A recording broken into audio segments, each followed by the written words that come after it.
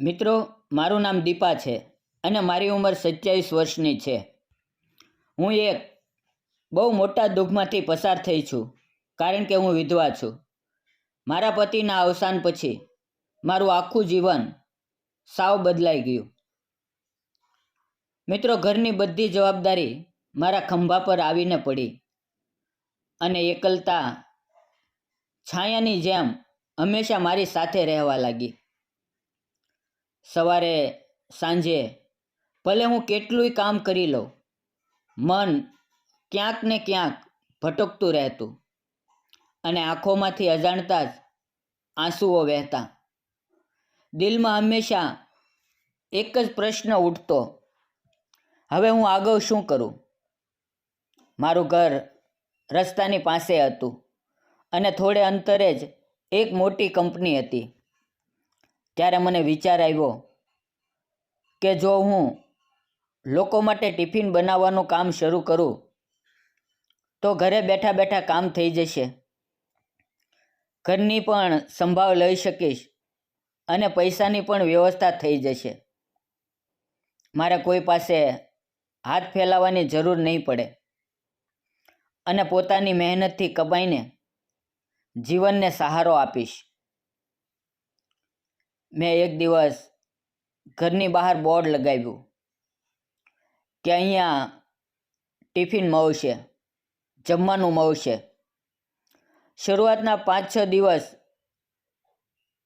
સાવ ખાલી પસાર થઈ ગયા. ધીમે ધીમે 3-4 લોકોએ ટિફિન લેવા આવવાનું શરૂ કર્યું. રોજ સવારે અને સાંજે હું પ્રેમથી બધાનું જમવાનું બનાવતી અને તેઓ પણ સમયસર આવીને ટિફિન લઈ જતા. થોડા દિવસમાં મને લાગવા લાગ્યું કે મારું જીવન હવે થોડું સંભવાઈ રહ્યું છે, પરંતુ મનની એકલતા હજુ એમની એમ જ હતી. એક દિવસ બપોરે હું ટીવી જોઈ રહી હતી ત્યારે અચાનક દરવાજો ખખડ્યો. મેં દરવાજો ખોલ્યો તો સામે એક ઊંચો, મજબૂત શરીરવાળો, ખૂબ જ સુંદર યુવક ઊભો હતો. તેની ઉંમર અંદાજે 32થી 33 વર્ષ હશે, પરંતુ તેના ચહેરા પરનો આત્મવિશ્વાસ અને તેની આંખોની ચમક તેને વધુ સુંદર બનાવતા હતા. મારી નજર એના પર જ અટકી ગઈ. ત્યારે તે હસતા હસતા બોલ્યો, મેં તમારા ઘરની બહાર લગાવેલું બોર્ડ વાંચ્યું છે. હું સામેની કંપનીમાં કામ કરું છું. 5-6 મહિના થઈ ગયા, પણ હજુ સુધી કોઈ જગ્યાએ ખાવાનું સેટ થતું નથી. શું મને કાલથી ટિફિન મળશે? તેના અવાજમાં એક શાંતિ અને ઈમાનદારી હતી. મેં તરત જ હા પાડી અને પૂછ્યું, તમારે કેટલાનું ટિફિન જોઈએ? તે બોલ્યો, રોજ એક ટિફિન કેટલાનું પડે? મેં તેને કહ્યું, 50 રૂપિયાનું એક ટિફિન મળશે. તેણે હા કરી અને બોલ્યો, બરાબર, કાલથી હું લઈ જઈશ. અને પછી તે જતો રહ્યો. પરંતુ મારી નજર તેને ત્યાં સુધી જોતી રહી જ્યાં સુધી તે દેખાતો રહ્યો. એના જતાં જ મારા મનમાં અચાનક ખાલીપણું અનુભવાયું. બીજે દિવસે સવારે હંમેશાની જેમ મેં બધાના ટિફિન તૈયાર કર્યા. લગભગ 8:30 વાગ્યે તે યુવાન મારા ઘરના દરવાજે આવ્યો. આજે તેણે સાફ કપડાં પહેર્યા હતા. તેના ગળામાં આઈડી કાર્ડ હતું અને ચહેરા પર આત્મવિશ્વાસ હતો. તેણે પૂછ્યું, તમારું નામ શું છે? મેં તેને હસતા હસતા કહ્યું, મારું નામ દીપા છે. પછી તે બોલ્યો, અને મારું નામ સાગર છે. તેનું નામ સાંભળતા જ મેં એક અજાણી ગરમી અનુભવી. તેણે આગળ કહ્યું, હું જેટલા દિવસ ટિફિન લઉં એ દિવસોનો હિસાબ તમે લખી લેજો. મેં હા પાડી. પછી તેણે 1000 રૂપિયા મારી તરફ લંબાવ્યા. જ્યારે મેં તે પૈસા લીધા ત્યારે તેના હાથનો સ્પર્શ મારા હાથને થયો અને એક ક્ષણે મારા આખા શરીરમાં વીજળી જેવો ઝણઝણાટ ફેલાઈ ગયો.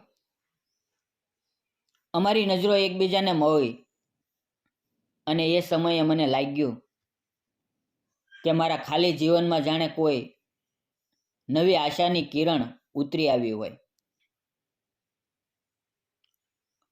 સાગર ટિફિન લઈને શાંતિથી ચાલ્યો ગયો અને હું ફરી મારા કામમાં લાગી ગઈ.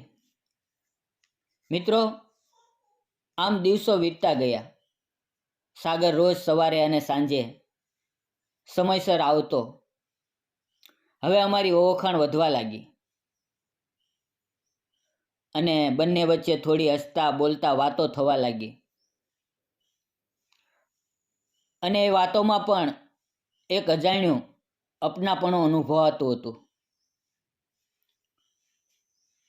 આજે રવિવારે હું શાકભાજી લેવા બજારમાં ગઈ હતી ત્યારે પાછળથી અવાજ આવ્યો, અરે દીપા મેડમ. મેં પાછળ જોયું તો સાગર હતો.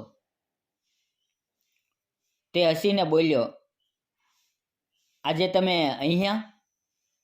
મેં કહ્યું, હા, અઠવાડિયામાં 1-2 વાર હું અહીંયા શાક લેવા આવું છું. તેણે તરત હસતા હસતા કહ્યું, ચાલો મારા ઘરે ચા પીવા માટે આવો. હું પહેલાં સંકોચાઈ ગઈ, પરંતુ તેણે પ્રેમથી આગ્રહ કર્યો અને તે બોલ્યો, તમે અમારા માટે રોજ એટલું સારું ભોજન બનાવો છો.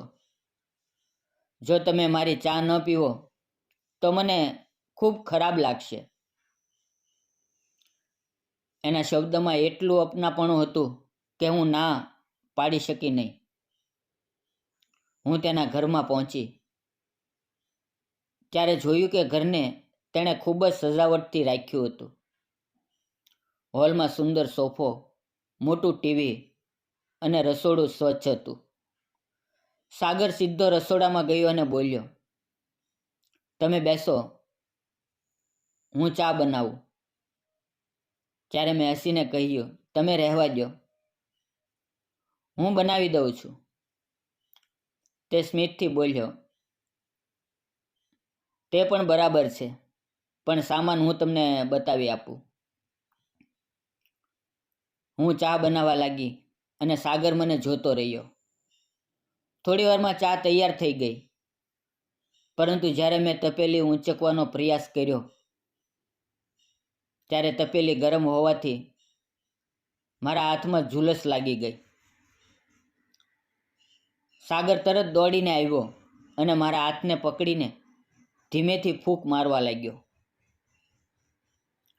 એની ઠંડી ફૂંકથી મારા હાથને શાંતિ મળી રહી હતી અને દિલમાં એક અજબ ભાવના જાગવા લાગી. અમારી નજરો ફરી મળી ગઈ. હું શરમાઈને દૂર થઈ ગઈ, પરંતુ દિલમાં એના નરમ સ્પર્શની યાદ કાયમ માટે છપાઈ ગઈ. પછી અમે હોલમાં બેઠા અને ચા પીધી. સાગરે મને પૂછ્યું, તમે અહીંયા એકલા જ રહો છો? તમારા લગ્ન થયા છે? હું થોડીક વાર શાંત રહી, પછી ધીમેથી કહ્યું, હું વિધવા છું. સાગર થોડી વાર માટે ચૂપ થઈ ગયો. તેના ચહેરા પર કરુણા હતી, પણ દયા નહોતી. માત્ર સન્માન અને અપનાપણું હતું. ત્યારે મને પહેલી વાર લાગ્યું કે કદાચ મારી જિંદગીમાં હવે કંઈક નવું શરૂ થવાનું છે.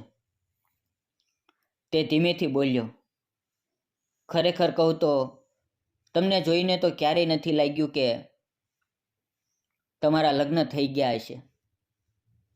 હજુ તમે બહુ યુવાન દેખાવ છો. એના શબ્દોથી મારું મન થોડું હળવું થયું. પછી મેં મારા પતિ વિશે વાત કરીને કહ્યું કે કેવી રીતે એક અકસ્માતમાં તે ચાલ્યા ગયા અને હું સાવ એકલી પડી ગઈ. સાગર મારી વાત ધ્યાનથી સાંભળતો રહ્યો. થોડી વાર પછી તેણે પૂછ્યું, તમે ક્યારેય ફરી લગ્ન કરવાનો વિચાર કર્યો છે? મેં ધીમેથી હસતા હસતા તેને કહ્યું, હવે આ વિધવા સાથે કોણ લગ્ન કરે? અને કરે તો પણ કેવી ગેરંટી કે સારો સાથી મળશે? ત્યારે સાગર થોડું સંકોચાઈને બોલ્યો, દીપા, એક વાત કરું. તમે મને બહુ સુંદર છો, પણ તમારા સ્વભાવની સુંદરતા મને વધુ ગમે છે. સાચું કહું તો મને તમારી સાથે પ્રેમ થઈ ગયો છે. શું તમે મારી સાથે લગ્ન કરશો?